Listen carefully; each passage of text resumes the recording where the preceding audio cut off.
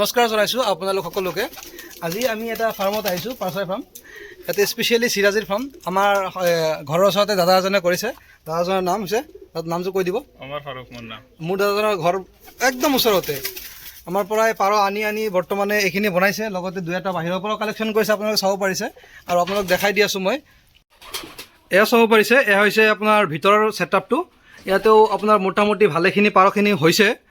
ধৰকচোন, ইয়াতো আপোনাৰ চাব পাৰিছে। দাদা এইটো কি বাৰে আছে, চিৰাজী না?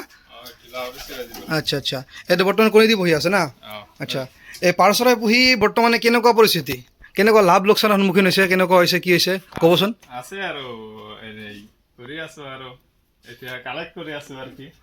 বৰ্তমানে মোটামুটি মই কিমান পাৰ দিছিলোঁ আপোনাক জ্ঞাত মতে, মই কিমান পাৰ দিছোঁ আপোনাক? আপোনাৰতো বহুত দিছে। তো তাৰ পৰা কিবা লাভ হৈছে নে লোকচান হৈছে?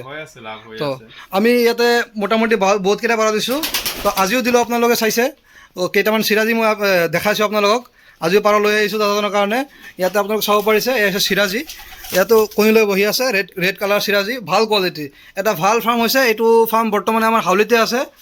তাৰ পৰা যদি কোনোবাৰ ভাল কালেকশ্যনৰ চিৰাজী লাগে তো যোগাযোগ কৰিব পাৰে।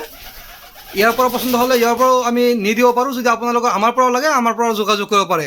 আৰু চাব পাৰিছে, বৰ্তমানে এজন মানুহ এটা পাৰ চৰাই ফাৰ্ম কৰিও এটা পৰিয়াল ভালকৈ চলিব পাৰে। আপোনালোক সকলোৱে জানে, বিদেশী পাৰ চৰাই ফাৰ্ম যদি কৰে এটা পৰিয়াল ভালকৈ চলিব পাৰে। দাদাৰ মই এটা কথা কৈছোঁ যে আপোনাৰ বেমাৰ আজাৰ কেনেকুৱা পাৰ চৰাই? বেমাৰ আজাৰ সেনেকুৱা নহয়, কমেই আছে বেমাৰ আজাৰ। ঠিক হৈ যায়। না লোকেলৰ দৰে না?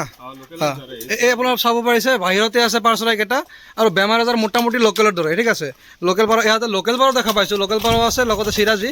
স্পেচিয়েলি এইটো ফাৰ্মটো চিৰাজীৰ ফাৰ্ম হয়। তো দাদাজনে লাহে লাহে চিৰাজী বনাই আছে।